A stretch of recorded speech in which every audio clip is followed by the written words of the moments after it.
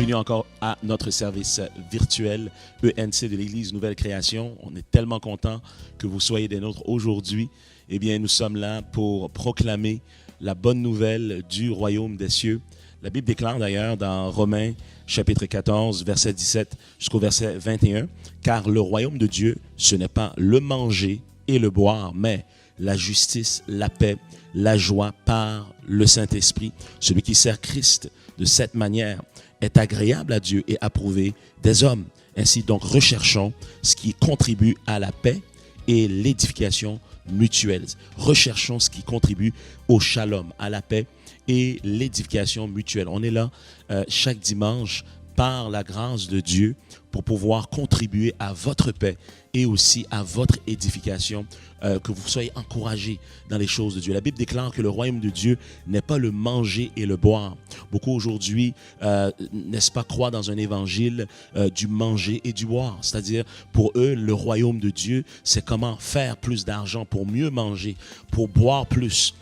Malgré que Dieu n'est pas contre la bénédiction matérielle, mais le royaume de Dieu, le royaume des cieux, c'est d'abord d'être justifié par lui, n'est-ce pas, à travers le sacrifice de Jésus sur la croix. On est justifié, on est rendu juste, qu'importe les péchés qu'on a commis, qu'importe le péché de ne pas croire en lui qui avait été commis dans le passé, lorsque le sang de Jésus est appliqué spirituellement sur nos cœurs, nos âmes, nos pensées, nos vies, eh bien on est nettoyé, purifié et ramené à l'état d'innocence comme si on n'avait jamais péché. Quelle merveille! Donc le royaume des cieux, c'est de comprendre ça et de le vivre.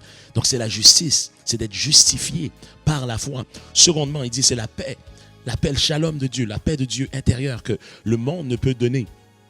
La Bible déclare, il dit je vous donne ma paix. Il est le prince de paix. C'est une paix qui garde nos pensées et nos cœurs en Jésus-Christ. C'est une paix qui dépasse toute intelligence, la Bible le dit. Également, c'est un royaume qui produit la joie dans nos vies. Donc, on espère aujourd'hui encore qu'il y aura cette expérience de justice, de paix et de joie, parce que le royaume des cieux est proclamé dans nos vies aujourd'hui.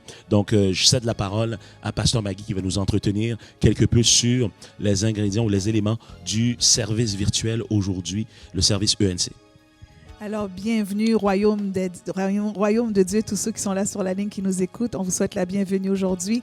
Et oui, nous avons un cœur à cœur pour vous aujourd'hui. Nous avons également 2 chants qui vont vous être présentés. Et nous allons continuer notre série que nous avons débutée sur Apocalypse, la marque de la bête révélée, partie 3. Donc, restez avec nous. Allez partager cette émission avec votre famille, vos amis, parce que je crois que c'est un message que nous devons prendre le temps, non seulement de juste entendre et partir courir, mais sérieusement prendre le temps de prendre des notes, de prier dessus et vraiment de prendre conscience de ce que le Seigneur nous dit à cette heure. Et donc, sentez-vous les bienvenus sur cette plateforme aujourd'hui et à bientôt. Alors, à tout de suite.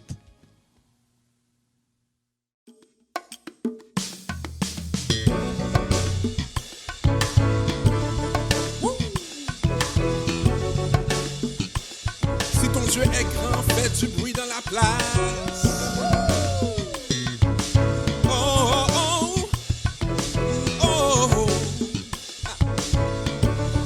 Mon Dieu est grand, si fort et puissant.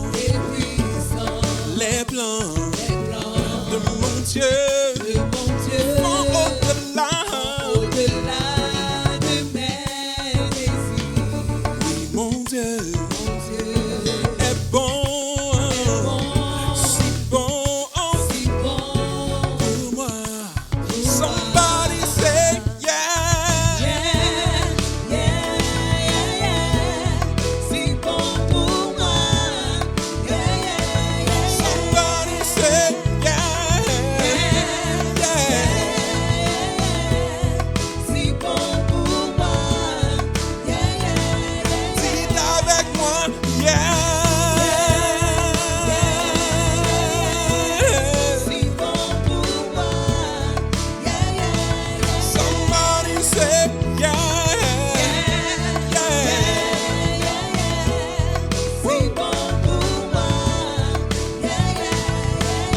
tell you my God is big.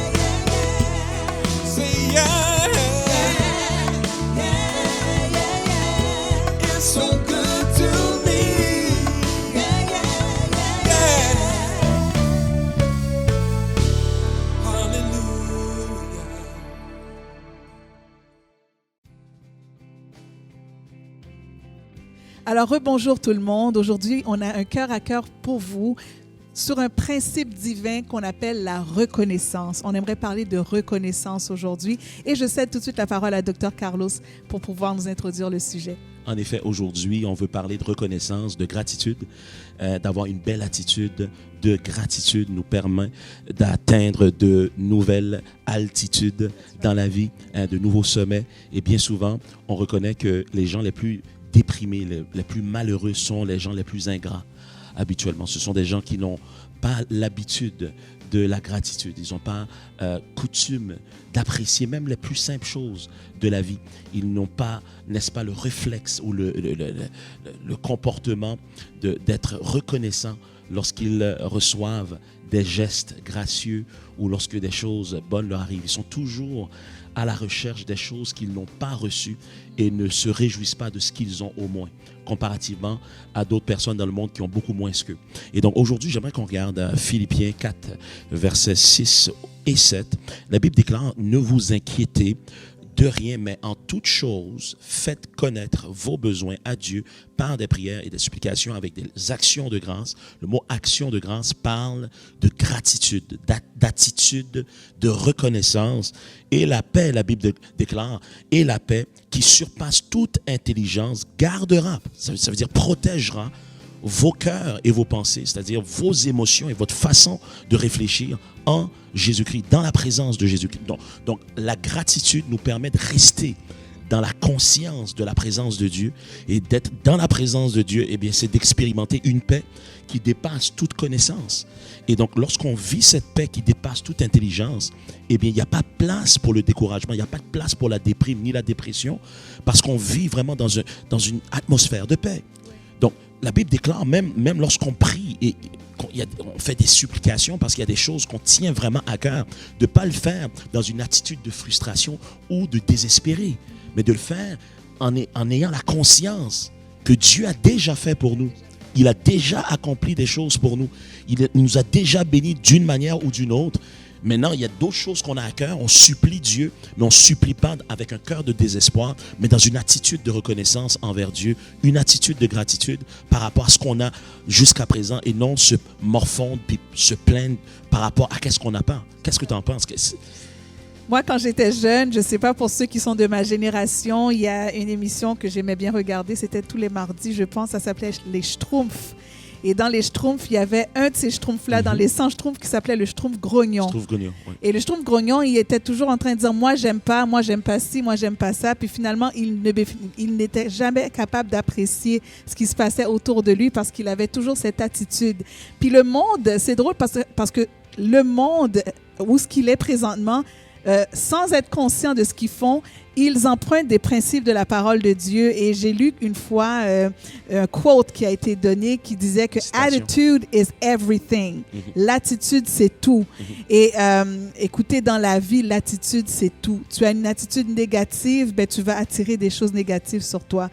Tu as une attitude positive où ce que tu vois les belles choses que Dieu a déjà fait, eh ben, il va en faire de plus grandes. Il y a de plus grandes choses qui vont s'accrocher à toi juste à cause de ton attitude. Et donc, l'attitude est essentielle dans tout. Et donc, l'action de grâce, le remerciement, la reconnaissance pour les petites choses de la vie nous permet... Oui, nous permet d'avoir une autre lunette, une autre façon de voir sur la vie qui nous permet d'avancer. Et je pense que beaucoup des gens, malheureusement, qui sombrent dans la dépression, qui sombrent dans le suicide ou la frustration, beaucoup de gens, souvent, c'est ce problème-là qu'on a, c'est qu'on a ce côté de gratitude qui n'est pas là. On voit tout ce qui n'est pas réglé, mais on ne voit pas ce qui est réglé. Exact. On ne voit pas les choses qui sont déjà faites, mais on voit ce qui n'est pas fait. Exact. Et donc, je pense que c'est important de changer nos lunettes et d'emprunter les lunettes de la gratitude pour voir les choses de la façon que Dieu voudrait qu'on les voit, c'est-à-dire, j'ai fait ça pour toi, sois reconnaissant. Et pendant que tu le fais, je vais faire de plus grandes choses. Il y a un verset que je lisais ce matin dans Jérémie, je pense 30-19, qui dit « Du milieu d'eux s'élèveront des actions de grâce et des cris de réjouissance. Je les multiplierai. » Donc, pendant que qu'eux, ils donnent gloire, action de grâce à Dieu, moi, je vais les multiplier et ils ne diminueront pas. Je les honorerai et ils ne seront pas méprisés parce que ceux qui honorent Dieu, Dieu les honore. Et donc, pendant qu'on honore Dieu, lui, il va nous honorer. Honorons-le en le remerciant pour les bonnes choses qu'il a fait. Donc, en d'autres termes, il est préférable d'apprendre à regarder le verre à moitié plein qu'à moitié vide. Oui. Donc, c'est une question d'attitude, d'être capable de voir la perspective selon Dieu et non la perspective selon les hommes. Et donc, c'est important pour nous de regarder ce qui se passe. Quelquefois, un problème n'est pas, n'est-ce pas, une impasse, mais une opportunité pour passer plus haut. Oui. Et donc, on vous encourage aujourd'hui, apprenez à apprécier les simples choses de la vie. Et vous allez voir, il y a tellement de choses à être reconnaissant dans une journée et même dans une semaine que vous n'avez pas le temps de laisser la place à la tristesse. Que Dieu vous bénisse pour ce cœur à cœur. L'Église Nouvelle Création poursuit ses activités tout au long de la semaine. Vous pouvez visionner nos services et connaître toutes nos activités à partir de notre page Facebook Église Nouvelle Création. Les mercredis, nous avons notre étude biblique, Expérience Logos, à 19h et le dimanche, notre service virtuel dès 10h le matin. Il est aussi possible de visionner le service du dimanche à partir de notre site internet au www.shekinahcentral.com.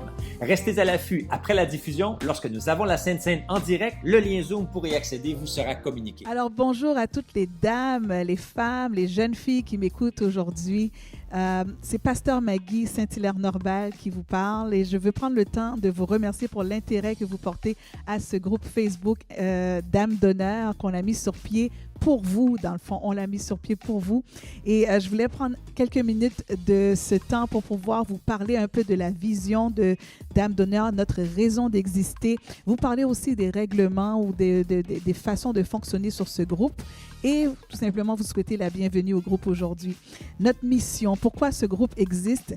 Notre mission, le ministère Dames d'honneur existe pour outiller, impacter et encadrer la femme du 21e siècle qui désire suivre Jésus et entrer dans sa destinée que Dieu a réservée pour elle. La raison d'être du ministère Dames d'honneur, c'est de contribuer à ce que la femme découvre sa valeur en Christ et qu'elle puisse marcher dans son identité de fille de Dieu parce qu'on n'est pas n'importe qui. Amen. Et donc, les règles de fonctionnement pour ce groupe, pour qu'on puisse réellement fonctionner dans un groupe qui est paisible, un groupe qui est propre, et qui marche vraiment dans la mission qu'elle s'est donnée. Mais je vous ai mis quelques règles pour qu'on puisse fonctionner ensemble. Alors, comme toute plateforme publique d'ailleurs doit le faire, on a mis sur pied quelques règles. Donc, cette page est dédiée à la croissance et l'épanouissement de la femme dans tous les aspects de sa vie. Donc, au niveau carrière, au niveau de la santé, au niveau de la famille, au niveau de la beauté, au niveau de la vie maritale, au niveau du célibat, au niveau de la santé mentale des femmes. Ce sont toutes des choses qui nous intéressent au niveau des finances, au niveau de la vie sociale et au niveau même du savoir-faire de la femme, savoir cuisiner, savoir faire un budget, toutes ces choses-là nous intéressent. Toutefois, elle met avant l'accent sur le développement spirituel de la femme en étant connectée à la source ultime qui est Yahshua, Jésus-Christ. Et donc, il est un fondement de ce groupe. Jésus-Christ est le fondement de ce groupe. Et sa parole, tout ce qu'on fait est fondé, les principes qu'on utilise, la fondation de ce groupe, c'est fondé sur la parole de Dieu. Et donc, on veut que vous le sachiez. Ainsi, toutes les femmes qui se joignent au groupe, on vous demande et on insiste pour que les femmes qui se joignent à ce groupe adhèrent à ces valeurs-là et pour qu'on puisse fonctionner dans l'harmonie, dans le fond. La deuxième chose au niveau des règlements qu'on vous demande de respecter, c'est que le groupe Dames d'honneur est administré par un comité dynamique ayant la même vision de voir la femme s'épanouir dans tous les domaines de sa vie. Et ce comité travaille d'arrache-pied avec moi pour pouvoir vous servir. Donc, si vous avez des questions, si vous avez des besoins, n'hésitez pas à communiquer avec nous. Il va y avoir un courriel. Le courriel, c'est dames, D-A-M-E-S, @shekinahcentral.com où vous pourrez communiquer avec nous si vous avez des questions, si vous aimeriez vous impliquer aussi au niveau des Dames d'honneur. Ça va nous faire plaisir de prendre contact avec vous. Si vous avez aussi des requêtes spéciales que vous aimeriez nous communiquer, donc ce courriel est là pour ça. La deuxième chose aussi, La troisième chose, pour ce groupe, c'est que ce groupe est non seulement dédié aux dames, mais c'est aussi dédié aux jeunes filles. Donc, il y a des jeunes filles sur ce groupe qui sont des dames et des femmes en devenir et on veut s'assurer de transférer tout ce que Dieu nous a donné à la prochaine génération. Donc, voilà un peu la vision de ce groupe. Donc, ce n'est pas simplement pour les femmes, mais aussi pour les jeunes filles qui grandissent. Et donc, on a une opportunité de léguer un héritage positif à ces jeunes filles-là et donc, faisons-le. Aussi, nous réservons tous les jeudis comme date de journée promo. Donc, tout ce que vous avez comme entreprise, tout ce que vous aimeriez faire circuler comme information, que ce soit parce qu'il y a un événement ou vous avez une entreprise que vous aimeriez faire la promotion, eh bien, tous les jeudis sera notre journée promotion parce qu'on ne veut pas charger la plateforme avec plein d'informations que les femmes se perdent. On va réserver une seule journée pour la promo, ça sera le jeudi. Donc, on vous demande de respecter cette date-là, de nous envoyer vos promos le mercredi au plus tard et nous, on va les transférer le jeudi pendant la journée. On vous demande aussi de d'avoir un respect lors de vos échanges sur la plateforme. N'oubliez pas nos valeurs chrétiennes. Et donc, respectons-nous sur la plateforme. Et afin de garder une plateforme propre, ce qu'on va faire, c'est que tout ce que vous nous envoyez sera d'abord filtré et ensuite, une fois approuvé, va être distribué sur la plateforme. Donc, ne soyez pas surpris lorsque vous envoyez quelque chose que ça n'a pas été déposé tout de suite. Quelquefois, on va attendre le bon temps de le déposer ou quelquefois, peut-être qu'on voit que ce que vous avez envoyé ne reflète pas nos valeurs et à ce moment-là, vous allez soit recevoir un courriel vous le disant ou tout simplement, vous n'allez probablement pas voir cet envoi-là être déposé sur la plateforme. Donc, tout est filtré avant d'être déposé. La dernière chose que j'aimerais vous partager, c'est qu'on a une vision pour cette plateforme, de faire de cette plateforme une grande chaîne de prière constante, 24/24 pour les femmes qui sont dans le besoin. Donc, si, par exemple, vous êtes une femme et que vous êtes dans une situation difficile, on veut que vous vous sentiez à l'aise d'envoyer ce message-là sur la plateforme et on va le distribuer. Par exemple, vous pourriez écrire quelque chose comme « Priez pour moi ». Priez pour moi, j'ai une entrevue et toutes les femmes sur la plateforme, on va se mettre en même temps à prier pour vous. Priez pour moi parce que mon père est à l'hôpital et on va tous ensemble se mettre à prier pour vous. La Bible dit de faire constamment toutes sortes de prières par l'Esprit. Et la Bible dit de prier pour tous les saints. Et donc, c'est ce qu'on veut faire sur cette plateforme, avoir une grande plateforme 24/24 d'intercession et former en même temps, former des femmes qui sont solides dans l'intercession. Et donc, n'hésitez pas par rapport aux requêtes. Les requêtes, vous pouvez les faire n'importe quand, à n'importe quelle heure de la nuit. Et on va se faire un plaisir de transférer l'information pour que toutes les femmes se mettent à prier pour vous. Si vous ne vous sentez pas à l'aise de donner tous les détails de la requête, juste de mettre le mot « prier pour moi » et c'est suffisant pour que nous, on se mette à prier par l'Esprit pour vous. D'accord? Et donc, je vous souhaite la bienvenue.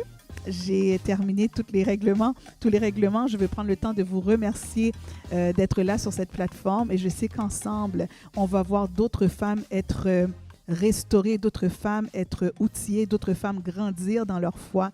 Et donc, merci d'être là, merci d'être avec nous, que le Seigneur vous bénisse. Venez vivre avec nous des temps de prière dynamiques à la portée de votre main en téléphonant au 438-896-1102 du lundi au vendredi de 11h à midi et de 20h à 21h. Exception faite pour les mercredis soirs où nous faisons place à Expérience Logos. Nous sommes aussi en ligne les samedis matins à partir de 9h45 pour un temps de jeûne et de prière où nous prions pour les besoins de tous les participants. Pourquoi ne pas visiter notre page Facebook Ligne de prière ENC et rester branchés avec nous.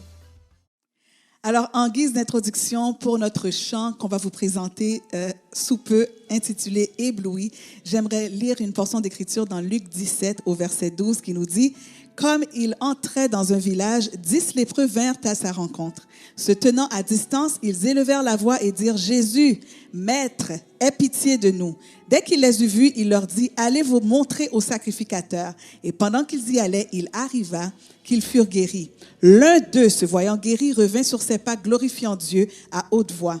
Il tomba sur sa face aux pieds de Jésus et lui rendit grâce. C'était un Samaritain. Jésus, prenant la parole, dit « Les 10 n'ont-ils pas été guéris? Et les 9 autres, où sont-ils? Ne s'est-il pas trouvé que cet étranger pour revenir et donner gloire à Dieu? Puis il lui dit, lève-toi, va, ta foi t'a sauvé. J'aimerais encourager quelqu'un qui m'écoute aujourd'hui à ne jamais te satisfaire ou ne jamais être habitué avec la présence de Dieu. Les 10 lépreux ont été guéris, mais un seul a été ébloui. Un seul a été ébloui de voir ce que Dieu avait fait. Quelquefois, on devient habitué à la présence de Dieu. On devient habitué aux miracles de Dieu.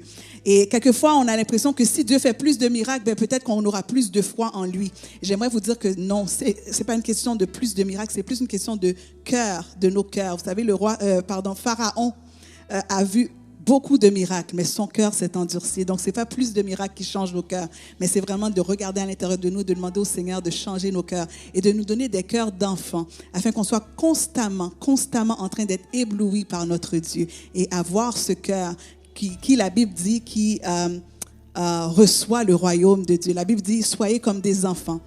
Laissez venir à moi les petits-enfants, car le royaume des cieux est pour ceux qui leur ressemblent. Lorsque nos cœurs sont comme des enfants, nous sommes constamment éblouis. Eh bien, tout le royaume nous appartient. Et donc, bonne écoute, prochain chant, ébloui.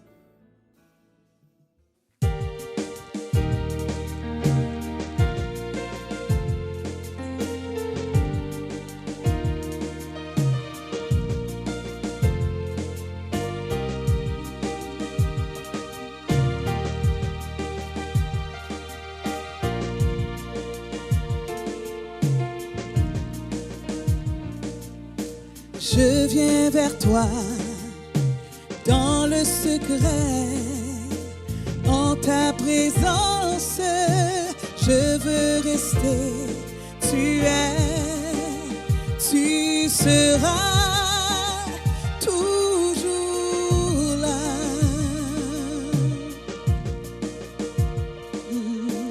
Tout contre toi, près de ton cœur. Je peux entendre ta voix, Seigneur. Tu seras toujours là.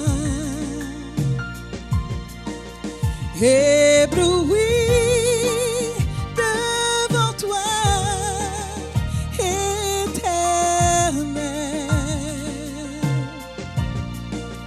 Ébahi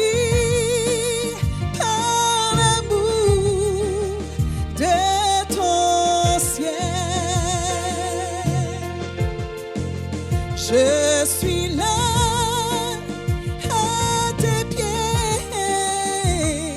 je viens t'adorer, je désire habiter près de toi.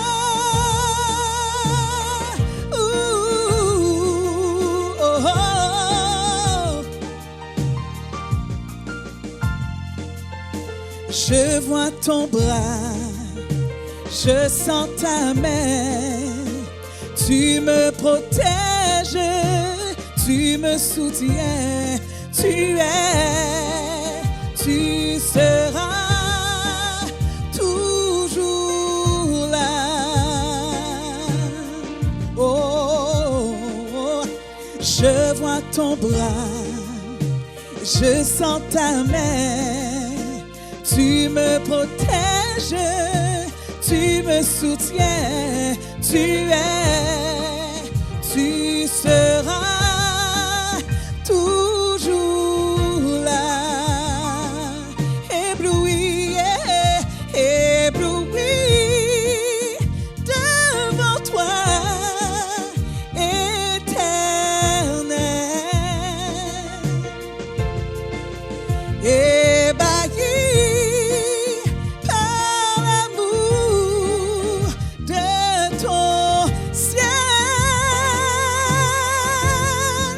je suis là à tes pieds,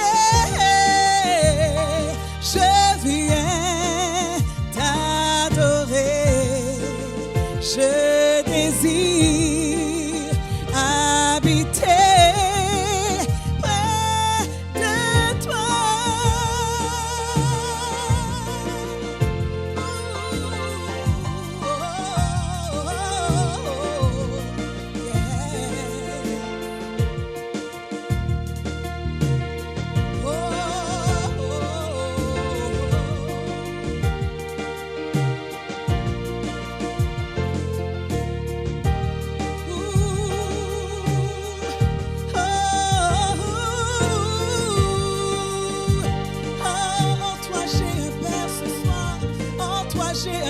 Papa, reçois ma louange, reçois ma prière. Lorsque tu as chanté avec nous, tu es ma lumière. Tu es ma lumière. En toi, j'ai un Père. Reçois ma prière. Tu es ma lumière, tu es ma lumière, tu es ma lumière. En toi, j'ai un Père. Reçois ma prière. Oh oui, ébloui, ébloui devant toi, éternel, ébahi, ébahi par l'amour de ton ciel. Je suis là à tes pieds, je viens t'adorer, je désire habiter près de toi.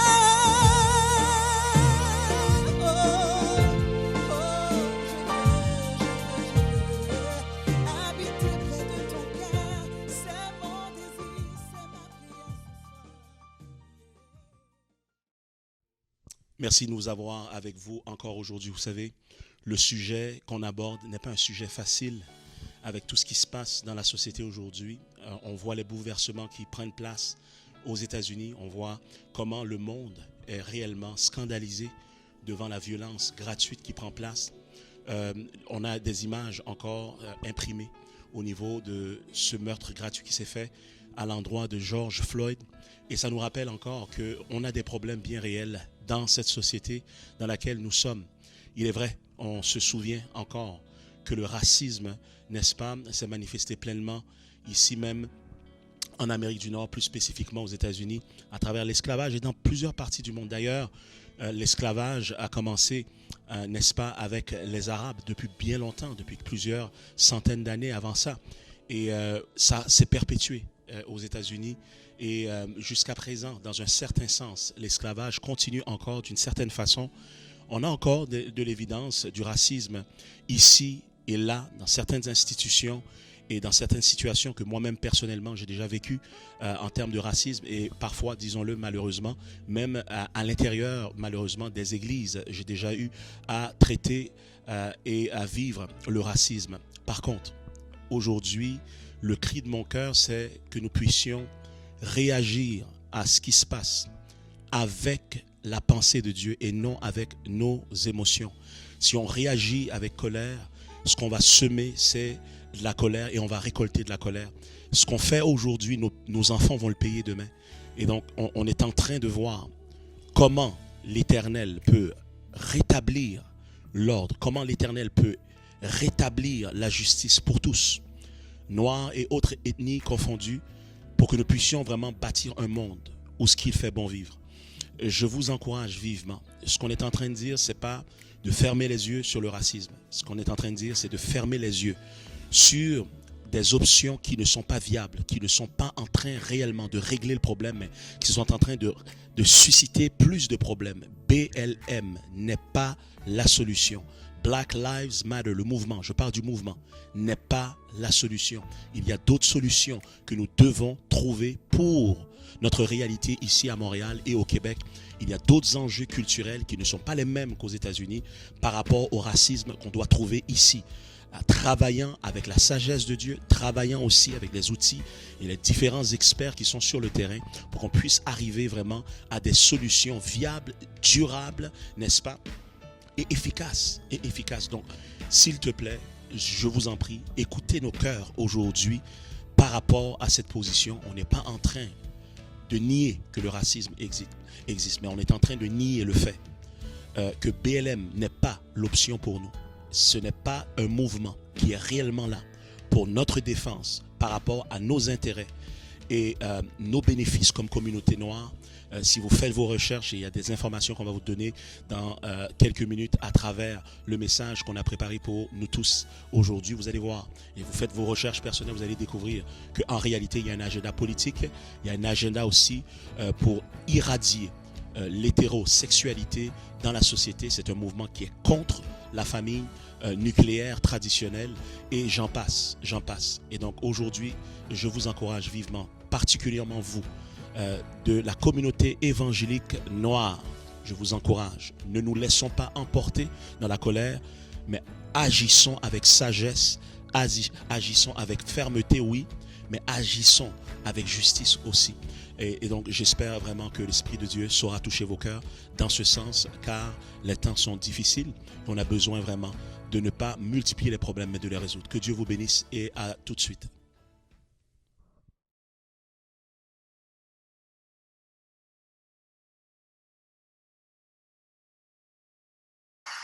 In multiple videos, we have seen Black Lives Matter strategically stop traffic of innocent locals just going about their business. We have seen drivers assaulted for asking to be allowed passage. And we have seen drivers ripped out of their car and beaten by an angry mob. Made possible with the support of mainstream media, this seems to be part of BLM's strategy. Stop traffic, attack innocent citizens in their cars, provoke a survival response, then accuse the driver of being a white nationalist. Beneath the recent NPR headline, "Vehicle Attacks Rise as Extremists Target Protesters," was an image of a car hitting a protester. But in a video from the same incident, we see an innocent driver who was stopped, harassed, and barely escaped being ripped out of their car before escaping and hitting a protester who was charging at them. After being called out for fake news, NPR offered no retraction. Instead, they wrote, "The photo does not appear to be an example of the assaults described in the story," and changed it to a 3-year-old image from Charlottesville. NPR is not only telling dangerous lies, they are also telling its huge audience that if you don't submit to accepting a beating from the mob, then you will be accused of being an extremist and a racist. The leadership of Black Lives Matter is openly Marxist. We are trained Marxists. We are super versed on sort of ideological theories. They say that white people have to die for black communities to be made whole. Some white people may have to die. I'm confused on why that's so controversial. They admit that there is no plan other than destruction, and that the destruction is what will fuel the black minds to recreate a new world. The full-on destruction of America is underway. Violent racial attacks against white people are being celebrated on social media as some sort of social justice. But any sane, reasonable mind understands that this only serves to frighten, divide, and enrage the people. History is being destroyed before our very eyes, and the movement is now calling for the destruction of Christian churches, and nothing is being done to stop any of it. It seems as if most Americans would rather surrender their freedom than be called a bad name. But a person who fears another man's judgment can never be free. For Infowars.com, this is Greg Reese.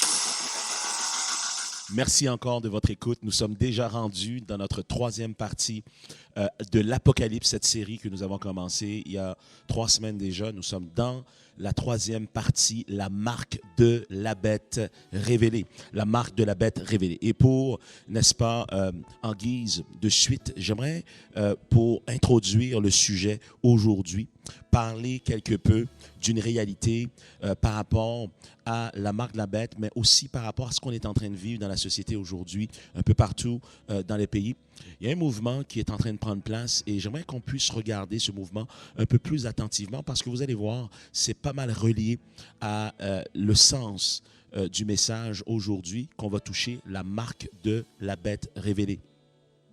Jusqu'à présent, si vous avez suivi depuis les 2 dernières semaines, vous découvrez que la marque de la bête n'a aucun rapport avec une technologie physiquement palpable ou quantifiable ou observable. La marque de la bête est plus une réalité spirituelle. Et donc la Bible nous enseigne sur des principes et des réalités spirituelles et la marque de la bête n'esquive pas, n'élude pas cette vérité aussi. Donc la marque de la bête, c'est une condition spirituelle, c'est une réalité spirituelle. On va regarder plus attentivement qu'est-ce que c'est. Vous souvenez-vous, la semaine passée et même la première semaine de l'introduction de cet enseignement, on voyait ensemble comment, pour comprendre qu'est-ce que la marque de la bête, il nous faut découvrir qu'est-ce que la marque de Dieu, ou qu'est-ce que le sceau de Dieu, ou qu'est-ce que le nom de Dieu qui est apposé sur le front, tel que nous dit la Bible. On l'a vu non seulement dans l'Apocalypse, dans le chapitre 14, verset 1, on le voit aussi dans l'Ancien Testament, dans les versets qu'on a partagés la semaine passée et la semaine précédente aussi, comment, n'est-ce pas, le Seigneur voulait, par rapport à ses principes, sa loi, sa parole, en guise de souvenir, que c'est tout ce qu'il a fait pour le peuple d'Israël, par rapport à la Pâque, les libérant de l'emprise de l'Égypte, qui soient en mesure de l'avoir entre les 2 yeux, sur l'endroit frontal, entre les 2 yeux et aussi sur leurs mains, tel que, n'est-ce pas, le verbatim ou tel que l'expression utilisée dans Apocalypse lorsqu'on parle de la marque de la bête, n'est-ce pas, une marque sur le front et également sur la main. Donc la semaine passée, on a discuté ensemble, on a vu ensemble dans la parole du Seigneur. En ce qui concerne le peuple de Dieu, dans l'Ancien Testament, il y avait aussi la question du front et la question de la main. Et on a vu que dans le Nouveau Testament, il est mention que du front. Et on a vu pourquoi il y a une telle différence. Je ne pourrais pas rentrer dans les détails aujourd'hui du pourquoi. On l'a déjà abordé la semaine passée. Je vous encourage à aller voir, n'est-ce pas, notre service de la semaine passée si vous l'avez raté. Ceci dit, j'aimerais vous parler d'un mouvement qui prend place. Il y a eu une tragédie encore qui s'est produite, une injustice grave et grossière qui a pris place. Un homme a été tué par la brutalité policière et plusieurs crient au racisme par rapport à la motivation derrière ce geste. Et il y a eu des manifestations qui ont suivi par rapport à ça. Il y a eu des gens qui ont été outrés de voir, n'est-ce pas, cette violence gratuite. Ça a été filmé, ça a été diffusé un peu partout dans le monde. Il y a eu des manifestations ici et ailleurs, même outre-mer. Donc les gens sont révoltés. On a le droit d'être révoltés devant cette injustice gratuite. Et il y a un problème, c'est sûr qu'il y a un problème de racisme qui existe encore dans nos sociétés. Il y a encore un problème aussi de brutalité policière. Et la brutalité policière aussi qui existe ne fait exception de personne. Qui veut dire, on a aussi des gens d'ethnie blanche aussi qui ont été brutalisés par les policiers, d'ethnies diverses qui ont été vraiment offensés, qui ont été violentés aussi par certains éléments de la police, mais ce n'est pas d'en faire une généralité par rapport au corps policier qu'on a besoin pour garder l'ordre dans nos sociétés jusqu'à présent. Je crois que la majorité des policiers sont honnêtes. Je crois que la majorité des policières sont honnêtes. Je crois qu'il y en a beaucoup d'entre eux qui sont même noirs, qui font leur travail avec conscience aussi. Je crois que par contre, il y a des éléments de la police qui ont besoin de réforme. Il y a des policiers qui ne devraient pas être policiers, soit par leur racisme ou soit par leur tempérament violent ou qui manque de maîtrise. Ceci dit, les manifestations ont pris place et on peut comprendre pourquoi que ça a pris place pour crier contre la violence, crier contre le racisme, crier contre le profilage racial, etc., etc. Et en réalité, lorsqu'on parle de manifester contre ces choses, il n'y a rien de mal à ça. Cependant, il y a un mouvement qui a coopté, il y a un mouvement qui s'est introduit et qui a envahi les manifestations et qui se sont, n'est-ce pas, appropriés ces manifestations sous leur bannière. Le nom de cette organisation s'appelle Black Lives Matter. Et ils ont des gens qui travaillent aussi, qui ont la même motivation qu'eux. D'ailleurs, je crois qu'ils ont beaucoup de points en commun. Ils ont un agenda qui se ressemble beaucoup. C'est Antifa. Aujourd'hui, on va vous éviter les détails sur Antifa. On en parlera probablement une autre fois. Mais j'aimerais vous attirer l'attention sur BLM. BLM, n'est-ce pas, est un mouvement détenant l'acronyme pour Black Lives Matter. La vie des Noirs compte, ça compte. Et à prime abord, lorsqu'on entend une telle déclaration et qu'on veut y prêter une intention sincère de pouvoir crier contre l'injustice faite aux personnes d'ethnie noire, eh bien, on se dit, mais c'est juste, c'est une cause juste. C'est louable. Mais lorsqu'on prend le temps d'étudier, on verra que ce n'est pas le cas. En réalité, Black Lives Matter, de par leur façon d'opérer, n'ont pas nécessairement et évidemment l'ethnie noire nécessairement comme priorité par rapport à leurs objectifs. C'est un front, c'est une présentation, mais dans les faits, c'est tout autre. C'est un mouvement qui prétend défendre le droit des personnes d'ethnie noire tout en recevant les dons des contribuables pour financer les démocrates du gouvernement américain à travers Act Blue afin d'assurer leur pouvoir à Washington, le pouvoir des démocrates. Donc, c'est un mouvement politique en réalité. Le nom de cette organisation communiste et marxiste est Black Lives Matter, BLM, avec l'acronyme BLM qu'on connaît tous. Leur technique est de sortir avant les élections aux États-Unis et coopter tout mouvement de manifestation contre le racisme afin de parvenir à leurs objectifs politiques, pas positifs, politiques, qui n'a rien à voir avec l'amélioration de la condition de la communauté noire. N'oubliez pas que les fondatrices de Black Lives Matter font partie également d'un mouvement qui cherche par leur lobbyisme à enlever aux chrétiens tous leurs droits et libertés, non seulement au Canada, aux États-Unis, mais un peu partout dans le monde.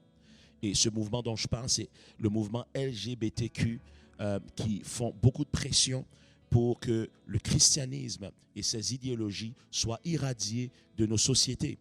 D'ailleurs, ils ont fait un travail qui a porté fruit à Calgary présentement. Tout passage qui est lu publiquement par n'importe qui est passible de prison. On court une peine d'emprisonnement de 12 mois pour avoir lu dans la Bible un passage sur l'homosexualité. Et aussi, on court une peine aussi. On risque une peine de 10 000 $ de pénalité pour l'avoir fait. Donc maintenant, ils sont arrivés à établir une loi contre ce qu'on appelle la thérapie de conversion, qui veut dire si une personne vient vers un pasteur et cherche à changer d'orientation sexuelle, cherche à changer de mode de vie, de passer d'un mode de vie homosexuel à un mode de vie hétérosexuel et cherche à changer sa façon de voir les choses. Si une personne fait un rapport aux autorités, eh bien, à Calgary, au Canada, eh bien, cette personne est passible de 12 mois de prison aussi et 10 000 $ d'amende. Donc, les trois fondatrices, n'est-ce pas, de Black Lives Matter sont des lesbiennes elles-mêmes, chevronnées et militantes pour la cause, n'est-ce pas, de changer l'idéologie hétérosexuelle dans la société. Elles veulent voir une éradication de cette idée de penser que l'hétérosexuel a une vie normale et que l'homosexualité n'est pas considérée une vie normale selon les termes de la Bible. Donc c'est un mouvement marxiste qui, dans son essence, est un mouvement antéchrist, un mouvement anti-biblique, un mouvement anti-moralité. Donc c'est un mouvement tout à fait à l'encontre des valeurs d'un chrétien ou de la parole de Dieu. Patrice Cullors, qui est une des trois fondatrices de BLM ou de Black Lives Matter, n'est-ce pas, s'avoue être une marxiste entraînée. Et ceux qui ne connaissent pas l'idéologie du marxisme, vous allez voir que c'est une idéologie, n'est-ce pas, amorale, anti-ordre, anti-moralité, anti-standard ou statu quo, anti-traditionnel, anti-biblique, anti-Dieu, antichrist ou antéchrist. Et elle s'avoue comme étant, n'est-ce pas, elle et ses deux partenaires fondatrices, comme étant des marxistes entraînés. C'est un mouvement communiste. C'est là pour promouvoir le communisme et le socialisme et de détruire tout ce qui est démocratique dans le pays ou dans les pays où ce qui se trouve. BLM et son leader, Patrisse Cullors, vous allez découvrir, est une pratiquante du vaudou. C'est une sorcière qui pratique la sorcellerie. Et donc, cette pratique occulte est à l'encontre de la Bible aussi. BLM, à travers un de ses leaders, maintenant est en train d'afficher leur vraie couleur. Ils ont décrété maintenant la prochaine phase. Toutes sortes de statues sont en train d'être enlevées partout aux États-Unis. Et même la statue de celui qui a souffert et combattu pour abolir l'esclavage, on a enlevé sa statue aussi. Et là maintenant, ils disent vouloir enlever toute représentation de Jésus. Toute représentation de Jésus-Christ en forme de statue doit être enlevée. Donc les vraies couleurs anti-christianisme sont en train de sortir. Est-ce que vous êtes là avec moi? Madame Carol Swain va déclarer que ce mouvement de Black Lives Matter est un mouvement qui est antidémocratique et qui est là pour détruire non seulement la nation des États-Unis, mais je crois pour nous ici au Canada, est un mouvement qui est antisocial et anti-démocrate ou démocratique, je devrais dire, anti-liberté en réalité. Parce que là où on n'a pas de sécurité, on n'a plus de liberté. Le fils de Mohamed Ali lui-même va déclarer que si son père était là, il n'aurait pas approuvé de ce mouvement de Black Lives Matter. Si Martin Luther King était encore en vie, il aurait condamné les actions de Black Lives Matter. Vous allez voir à travers les images qui déferlent, à travers les images qui s'affichent présentement, vous allez voir tous les actes de violence que ce mouvement a produit, tous les morts qu'ils ont produits dernièrement et récemment cette année, tous les policiers qui ont été tués et les grands médias n'en parlent pas. Des gens qui ont été privés, n'est-ce pas, de voir leur père ou leur mari retourner à la maison simplement à cause de la couleur de leur peau, tandis qu'ils étaient innocents en ce qui concerne la mort de George Floyd, des gens qui se font tirer gratuitement dans la rue, des viols qui prennent place régulièrement dans ce mouvement-là, à travers ce mouvement qui prend place en ce moment, non seulement aux États-Unis, mais un peu partout dans le monde, même ici au Canada. On parle, n'est-ce pas, de violence gratuite et réellement de chaos, de destruction qui prend place sur le passage, qu'est-ce qu'on appelle du pillage qui prend place aussi, des vols. Toutes sortes de crimes et d'injustices sont en train de se manifester, tandis que ce mouvement prétendait être là pour crier tout haut et tout fort contre l'injustice, tandis qu'eux-mêmes deviennent des agresseurs contre leurs victimes, et pas simplement contre des victimes blanches, contre aussi des victimes, n'est-ce pas, d'ethnie noire. Plusieurs personnes, plusieurs propriétaires se sont vus cambriolés, se sont vus attaqués, se sont vus perdre, n'est-ce pas, une vie d'entreprise à travers ce mouvement BLM. Et donc aujourd'hui, il est important d'avoir du discernement. Comme chrétien, je crois qu'il est important de comprendre ce qui se passe et de voir ce que la Bible avait prédit et où ce que nous sommes dans ces enjeux. Oui, le livre de la Bible en parle, particulièrement le livre de l'Apocalypse parle de toutes sortes de mouvements qui prennent place sur terre et de prendre le temps de rechercher la face du Seigneur pour discerner à savoir si ce sont des choses dans lesquelles on peut s'engager ou non. Regardez ensemble avec moi dans Apocalypse 17, verset 5. La Bible déclare, sur son front était écrit un nom, un mystère, Babylone, la grande, la mère des impudiques et des abominations de la terre. Sur son front était écrit un nom, un mystère, Babylone, la grande, la mère des impudiques et des abominations de la terre. Qui veut dire, même sur le front de Babylone, il y avait une marque, il y avait un nom. Et ce nom, ce mystère était Babylone, la grande, la mère des impudiques et des abominations de la terre. 1 Timothée 4, 1, 2 nous dit ceci.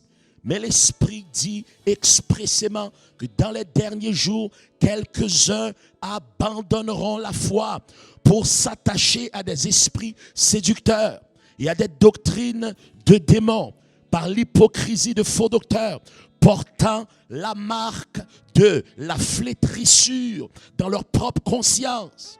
La marque de la flétrissure dans leur propre conscience. Je répète, la marque de la flétrissure dans leur propre conscience. Dans leur propre conscience. On est en train de parler ici dans 1 Timothée 4, 1, 2. On est en train de parler de nul autre que la même marque de la bête mentionnée dans Apocalypse, chapitre 13. La marque de la bête est la marque de la flétrissure. Qu'est-ce que veut dire la marque de la flétrissure dans la conscience?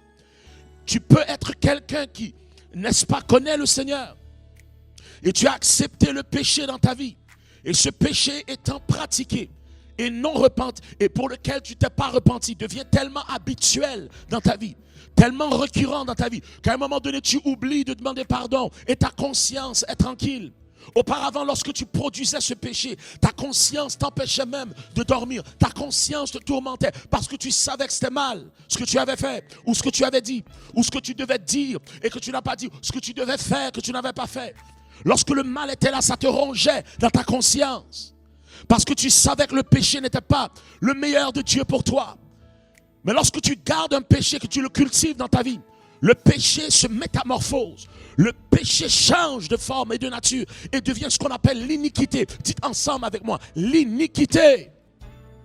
Et à chaque fois que l'iniquité apparaît, qu'il y a une activation de cette dimension de l'iniquité, le péché devient inique, devient fait d'une personne, n'est-ce pas, pécheresse, une personne inique, une personne qui pratique l'iniquité. Automatiquement, il y a activation d'une malédiction générationnelle. La Bible nous enseigne cela dans Exode chapitre 20 à partir du verset 5 en descendant. Et donc, lorsqu'on devient des gens iniques, c'est qu'on a perdu la crainte de Dieu. On a perdu la crainte de la parole de Dieu. On n'a plus la crainte de l'Esprit Saint.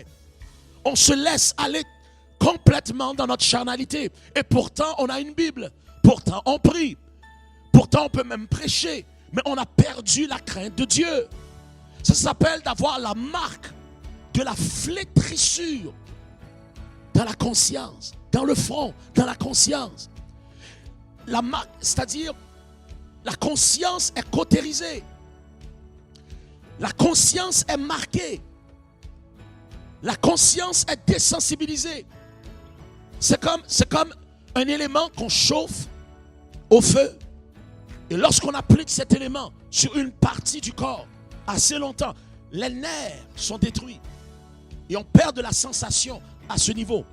La marque de la flétrissure parle de la marque de la bête. Ça parle d'arriver à un état spirituel où ce que plus rien ne te dit plus rien. Qui veut dire le mal lui-même ne t'affecte plus comme avant. Ça ne te dit plus rien. Au contraire, tu aimes ce que tu fais. Tu aimes et tu pratiques le péché. La Bible déclare dehors du royaume tous ceux qui aiment et pratiquent le mensonge ou qui aiment et pratiquent, n'est-ce pas, le péché. Aimer son péché et le pratiquer n'est plus péché, ça devient iniquité. Êtes-vous là avec moi? La Bible déclare plusieurs dans ce jour viendront et diront, n'avons-nous pas prophétisé en ton nom? N'avons-nous pas chassé des démons en ton nom? N'avons-nous pas guéri et fait des miracles en ton nom? Et le Seigneur leur dira ouvertement, arrière de moi, je ne vous ai jamais connu, vous qui pratiquez l'iniquité. Alors aujourd'hui, on doit comprendre que la marque de la bête n'est pas un système de puces sous-cutanées ou sous la peau. La marque de la bête n'est pas des codes barres sur ton front. La marque de la bête n'est pas, n'est-ce pas, une technologie émergente ici ou là. La marque de la bête est un état spirituel grave. Lorsqu'on l'atteint, la marque de la flétrissure se manifeste dans une conscience qui n'amène plus à la repentance. Est-ce qu'il y a quelqu'un qui m'écoute aujourd'hui dans le nom de Yeshua? La Bible parle et déclare que ceux qui se laissent marquer, qui acceptent cette marque sur eux, eh bien se disqualifient du royaume de Dieu. Dis Amen, quelqu'un qui est là aujourd'hui dans le nom de Yeshua. Lorsqu'on parle de la marque de la bête sur le front et sur la main droite, avoir la marque de la bête sur la main droite parle du fait que nos actions reflètent notre condition mentale et spirituelle à l'égard des choses de Dieu, à l'égard des principes de Dieu. Nos actions suivent cette direction de la nature charnelle et bestiale de l'homme, la marque de la bête, le sceau de la chair, manifesté dans toute sa rébellion. Lorsqu'on a une conduite telle, ça révèle que notre personnalité, n'est-ce pas, religieuse, a trahi notre marche pure, notre marche d'obéissance avec l'Esprit Saint. Nous avons commencé à changer. Au lieu d'apporter un ministère de Dieu, selon Dieu, on apporte un ministère dit au nom de Dieu, mais selon nous, selon notre chair. Donc le principe sous-jacent par rapport au fait que ceux qui n'ont pas la marque ne pourront pas faire affaire. Il faut comprendre qu'est-ce que ça veut dire, faire affaire. Lorsqu'on ça parle de faire affaire, ça parle de transactions spirituelles. La Bible déclare, personne ne pourra vendre ou acheter sans cette marque. Ça parle de transactions spirituelles. Apocalypse nous parle comment, si on est chaud, si on est ni chaud ni froid, si on est, n'est-ce pas, tiède, si on est ni chaud ni froid, on est tiède, il nous vomirait de sa bouche. Parce qu'on ne sait pas qu'on est misérable, pauvre, aveugle et nu. Il nous conseille d'acheter de lui de l'or éprouvé, d'acheter de l'or éprouvé par le feu. On parle d'une transaction spirituelle. Plusieurs étudient et interprètent ce texte dans l'Apocalypse qui dit non, ça prend la marque de la bête, sinon on ne pourra pas acheter physiquement de la nourriture ou manger. Ça ne parle pas de ça, ça parle de transactions spirituelles. Acheter de l'or éprouvé par le feu veut dire être prêt à payer le prix du brisement pour la purification que Christ veut emmener dans notre caractère. Dis amen quelqu'un. La Bible déclare le royaume de Dieu, c'est comme quelqu'un qui trouve, n'est-ce pas, une perle ou qui trouve un trésor dans un champ et qu'il va et qui achète tout le champ. Ça parle d'une transaction spirituelle. Est-ce que vous êtes là avec moi? Dis amen quelqu'un qui est là dans le nom de Yeshua.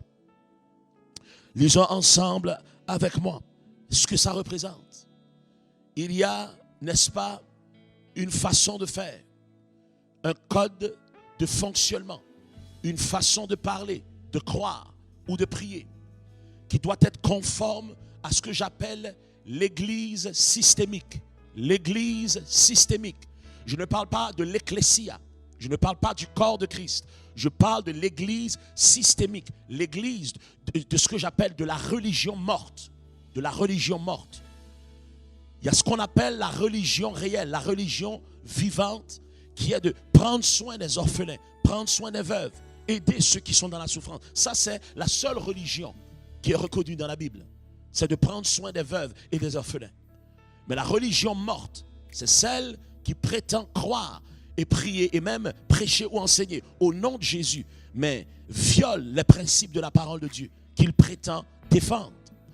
Lorsque dans la réalité, on regarde ses fruits ou on regarde les gestes de ces personnes dites chrétiennes, eh bien, on réalise qu'ils disent quelque chose qu'ils ne vivent pas. Ils chantent quelque chose qu'ils ne vivent pas. Ils prêchent quelque chose qu'ils ne vivent pas. Ils témoignent de quelque chose qu'ils ne vivent pas en réalité. Ce sont des gens, lorsqu'ils vivent cette fausse piété, ils le vivent et sont capables d'évoluer dans cette structure, dans ce système religieux qu'ils ont établi pour eux. Exactement comme les pharisiens à l'époque des apôtres et à l'époque, n'est-ce pas, de Jésus lui-même. Ils sont capables d'évoluer, ils sont capables d'être promus, ils sont capables de réussir, d'avoir le succès apparent des hommes. Mais lorsqu'une personne maintenant vient avec les principes du royaume de Dieu, cette même personne le chasse, cette même personne se moque de lui, cette même personne se moque d'elle, cette même personne la rejette. Pourquoi? Parce que la parole de Dieu, la pureté, la crainte de Dieu, l'obéissance n'est pas réellement au centre de leur valeur vraiment. Ils ne vivent qu'une religion morte et déracinée. Ils ne vivent pas réellement une spiritualité enracinée dans l'intégrité. Enracinée dans l'intégrité. Aujourd'hui, nous avons deux camps. Nous avons ceux qui se croient chrétiens et nous avons ceux qui sont réellement des disciples de Christ. Et les deux souvent sont dans le même bâtiment. Je dis les deux souvent sont dans le même bâtiment. Est-ce que vous êtes là avec moi? Lisons Matthieu 11, 16, 19. 16 à 19, la Bible déclare ceci, dit: à qui comparais-je cette génération? Elle ressemble à des enfants assis dans des places publiques et qui, s'adressant à d'autres enfants, disent: nous avons joué, nous vous avons joué de la flûte et vous n'avez pas dansé. Ils disent, nous vous avons joué de la flûte et vous n'avez pas dansé. Nous avons chanté des complaintes et vous ne vous êtes pas lamentés. Car Jean est venu, ne mangeant ni ne buvant, et ils disent, il a un démon. Le Fils de l'homme est venu, mangeant et buvant, et ils disent, c'est un mangeur et un buveur, un ami des publicains et des gens de mauvaise vie. Mais la sagesse a été justifiée par ses œuvres ou par ses enfants. La sagesse a été justifiée par ses enfants. En d'autres termes, la Bible déclare que cette génération qui était même à l'époque du Seigneur disent, on joue de la flûte, vous êtes supposés réagir. On produit un son, tout comme Shadrach, Meshach et Abednego devaient entendre le son et s'agenouiller et adorer en direction de la statue d'or de Babylone. Mais de la même façon, Jésus dit, cette génération, c'est comme des enfants qui disent, ils jouent la flûte et lorsqu'ils jouent, tu dois danser. Tu dois danser, tu dois réagir comme on s'attend que tu réagis. On émet un son, tu dois réagir selon notre son. On commence un mouvement, tu dois t'intégrer au mouvement.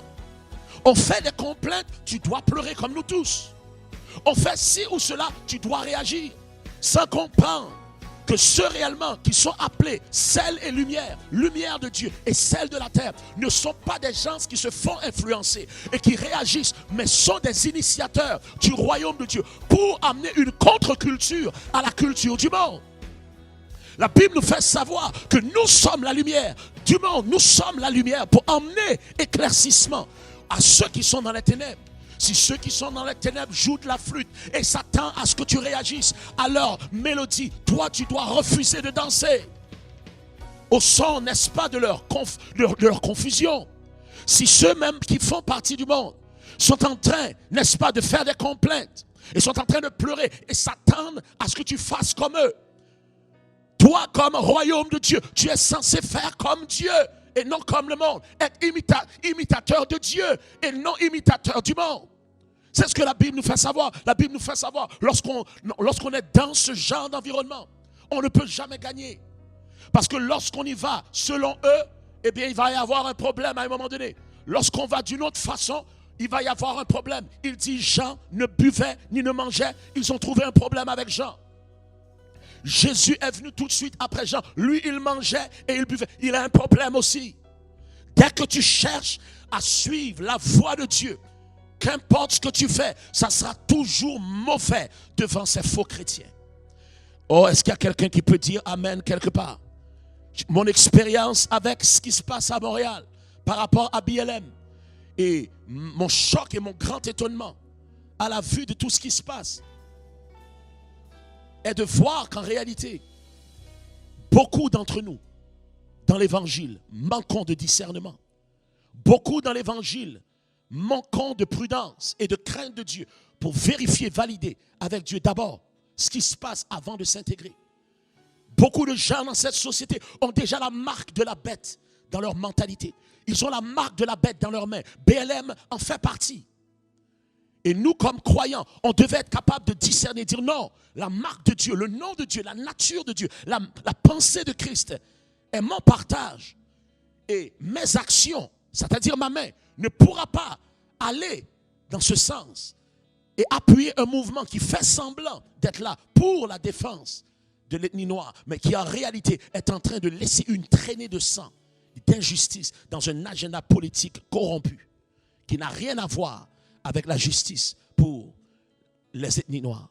Si BLM était un réel mouvement, et tandis que c'est un mouvement bestial, un mouvement de la chair, un mouvement satanique et démoniaque, dont le chrétien réel qui craint Dieu n'a aucune part dedans, ne devrait avoir aucune part dedans, puisque Dieu n'a aucune part dedans. Dieu n'est pas pour verser le sang des innocents. Dieu n'est pas pour la colère et le manque de pardon. Dieu n'est pas pour la violence gratuite. Après qu'on a subi la violence, Dieu est un Dieu de pardon. Dieu est un Dieu de justice, certes, pour que le mal soit puni. Et le mal sera puni. Mais il n'est pas un Dieu qui nous laisse à ce que nous puissions pratiquer notre vengeance, puisque notre justice humaine n'est rien sans le standard et le diapason de la vérité. Dis Amen, quelqu'un qui est là, dans le nom d'Yahshua. Dans le nom d'Yahshua. Lequel est le plus important? la colère en s'associant à des mouvements ou à des cultures antéchrist, ou l'intégrité de la foi et la justice administrée selon Dieu. Le temps est venu de choisir entre Christ et le monde et ses idéologies. Votre allégeance au mouvement de justice humaine est-elle plus grande que votre allégeance à la parole de Dieu et Christ? La Bible déclare dans 2 Jean, chapitre 1, versets 10 et 11.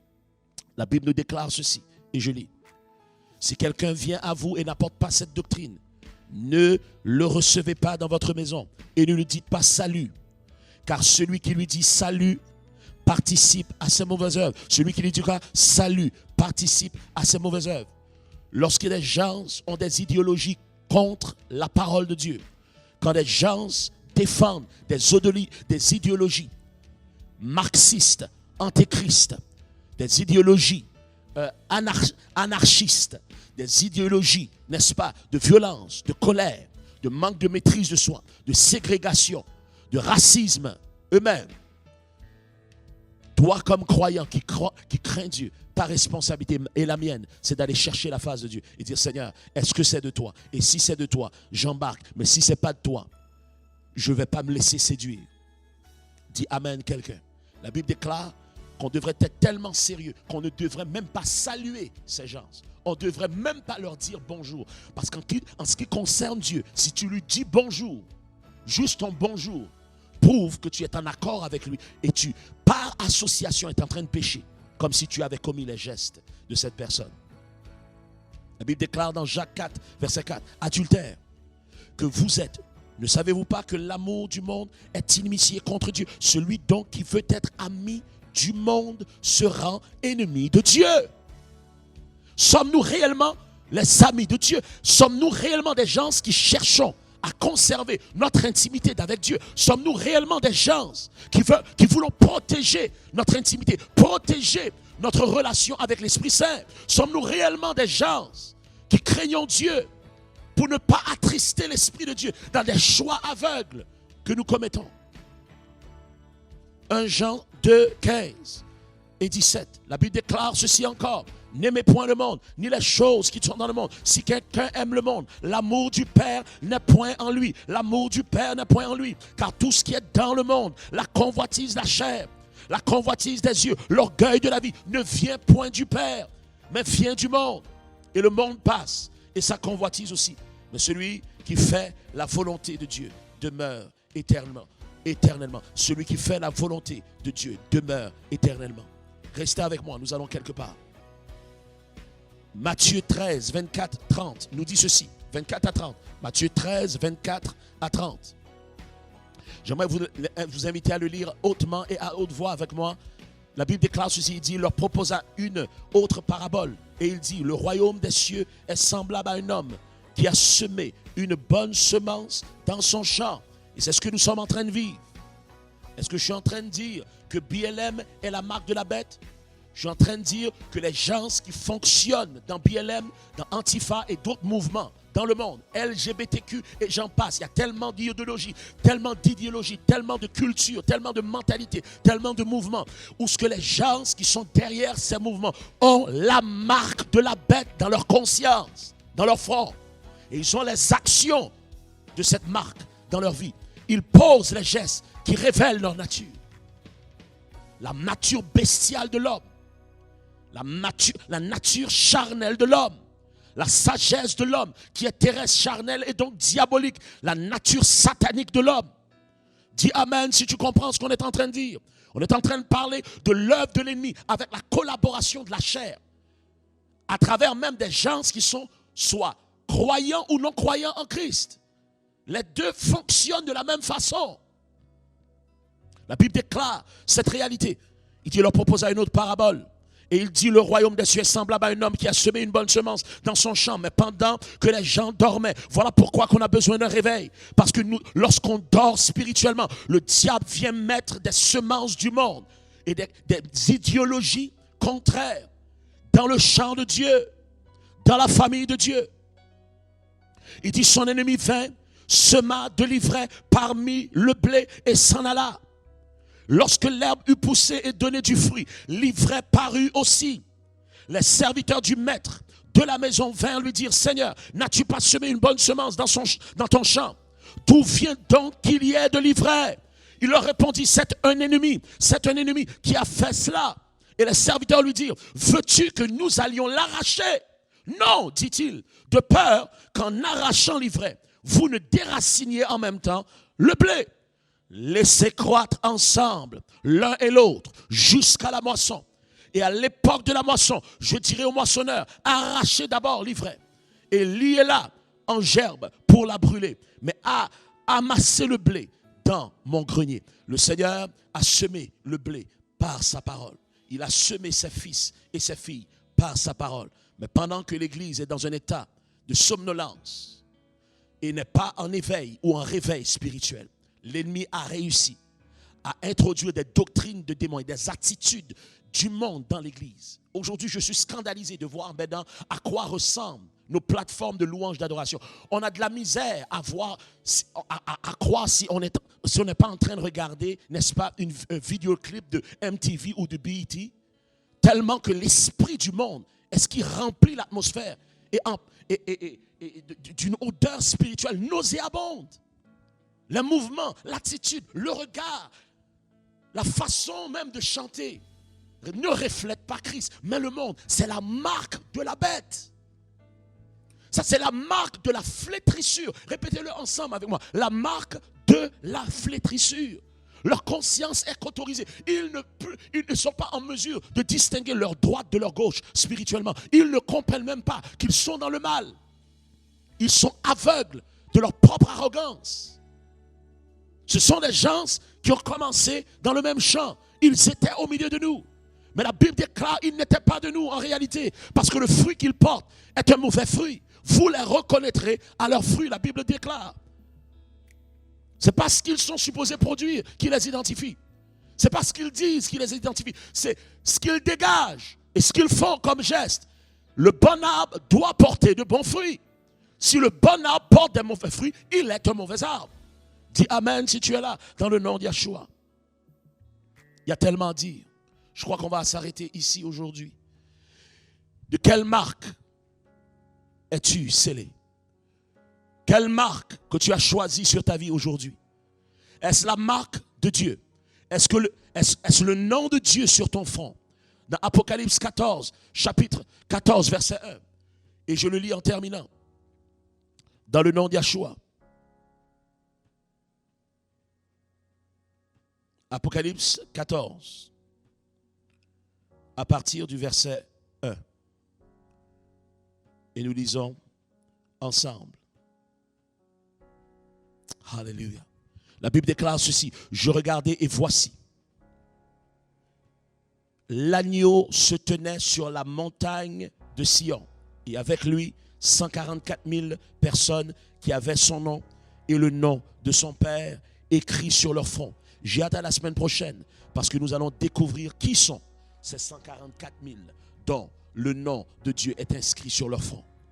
Qui sont ces gens qui ont la marque de Dieu sur leur front? Je te pose la question aujourd'hui.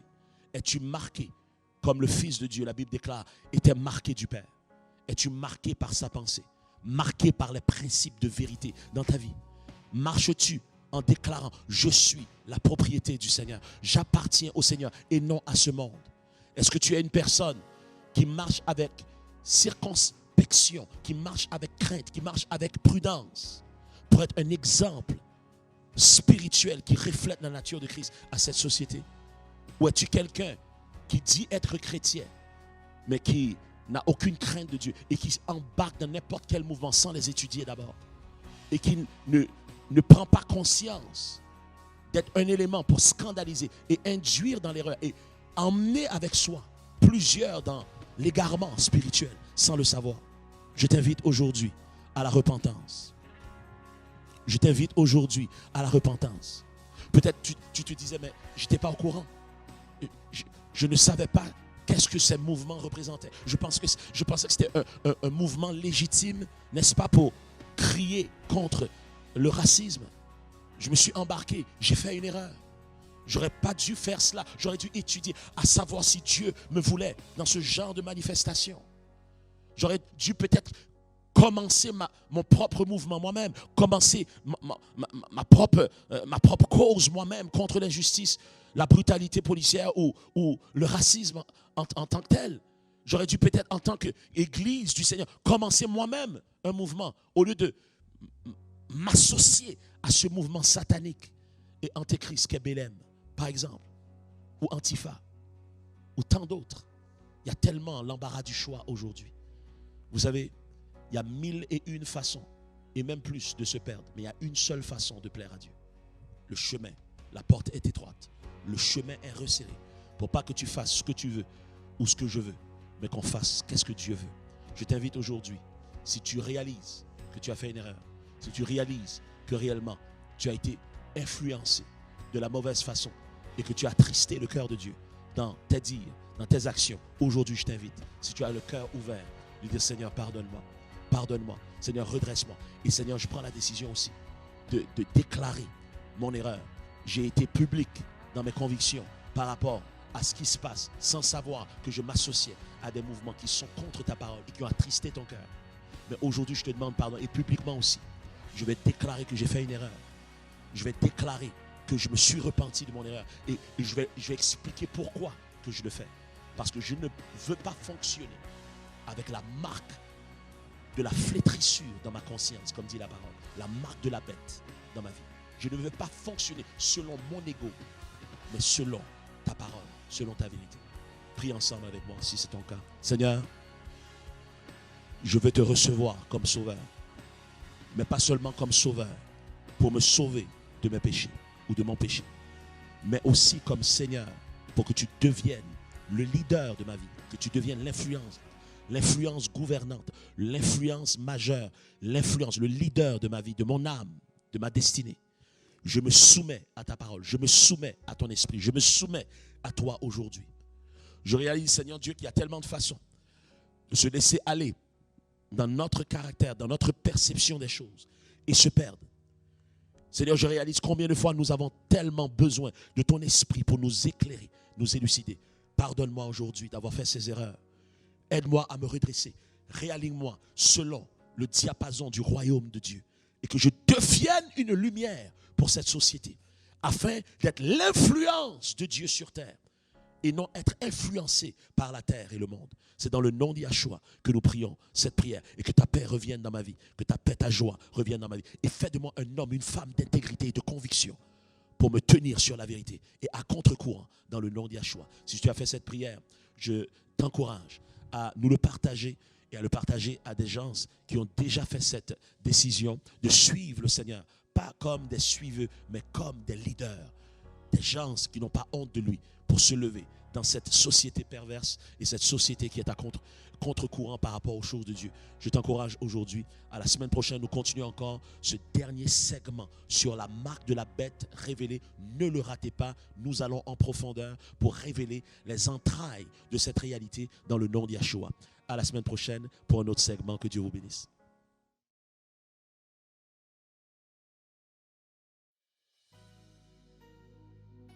Merci d'avoir été avec nous. J'espère que vous écoutez nos cœurs, que vous entendez nos cœurs aujourd'hui. Ce n'est pas un message de condamnation, mais je crois que c'est un message d'alerte pour moi et pour vous, pour nous tous en tant que chrétiens. Il est très facile de s'embarquer dans des mouvements sans réaliser que ces mouvements-là ne sont pas d'une source compatible et fiable. Et aujourd'hui, s'il y a quelque chose qu'on espère que ce service a pu faire dans vos cœurs, eh bien, c'est de vous au moins, au strict minimum, vous pousser à réfléchir et à faire des recherches sur ce mouvement de Black Lives Matter. Une fois que vous avez fini de faire vos recherches sur Black Lives Matter, je vous encourage aussi à faire des recherches sur Antifa. Vous allez voir que ce ne sont pas des groupes qui sont vraiment là pour nous. Et je crois que l'heure est venue pour que nous puissions nous rassembler vraiment ensemble et faire en sorte de trouver des solutions à travers les différentes personnes qui sont déjà actives sur le terrain pour essayer vraiment d'améliorer la condition de la communauté noire, non seulement ici mais mondialement. Je vous encourage vivement à prier sur ces choses et croyons ensemble que justice sera faite et que la société pourra vivre vraiment un shalom, une paix que seul Dieu peut donner. Il est le prince de paix. Et donc aujourd'hui, que Dieu vous bénisse et on espère vous voir pour le dernier segment de la marque de la bête la semaine prochaine, où ce que nous allons mettre une conclusion à cette série d'enseignements qui, je crois, est d'actualité. Voici maintenant venue une merveilleuse opportunité d'étendre notre adoration à Dieu, non seulement en parole, mais aussi en action. Pour lui apporter une offrande qui vient du cœur, nous n'avons qu'à choisir la méthode qui nous convient le mieux en se rendant sur le site internet au www.shekinahcentral.com/don. Nous sommes donc librement invités à adorer notre Dieu à travers nos dîmes et nos offrandes. Tous les dons provenant du cœur sont agréés devant Dieu, selon qu'il est écrit « Ce n'est pas que je recherche les dons, mais je recherche le fruit qui abonde pour votre compte. » Philippiens 4,17. En toute chose, demeurons dans la paix du Seigneur. Que Dieu vous bénisse. Nous espérons que cette émission a été une riche bénédiction pour vous, comme ça a été un plaisir pour nous de le mettre sur pied. On vous encourage à nous écrire pour les questions que vous avez, pour les commentaires. Nous avons un site internet au www.shekinahcentral.com et on vous souhaite une bonne semaine et à la prochaine. N'oubliez pas, la clé du réveil, c'est la repentance et que la repentance soit réellement l'activité première dans nos vies comme croyants, qu'on n'ait pas peur de constamment mettre nos cœurs devant le Seigneur pour que nous puissions nous repentir et changer, devenir plus comme lui, afin d'impacter ce monde pour la gloire de son nom. À la semaine prochaine, même poste, même heure. Venez revivre à volonté l'expérience de nos services virtuels sur notre chaîne YouTube en vous abonnant dès aujourd'hui. N'oubliez pas de cocher la petite cloche bleue et recevoir les notifications lorsque nous publions les pensées du jour et les chants de circonstances que vous pourrez aisément partager avec entourage et famille. Nous vous invitons aussi à aimer notre page Facebook et à vous abonner à notre compte Instagram. C'est un plaisir pour nous de rester connectés avec vous.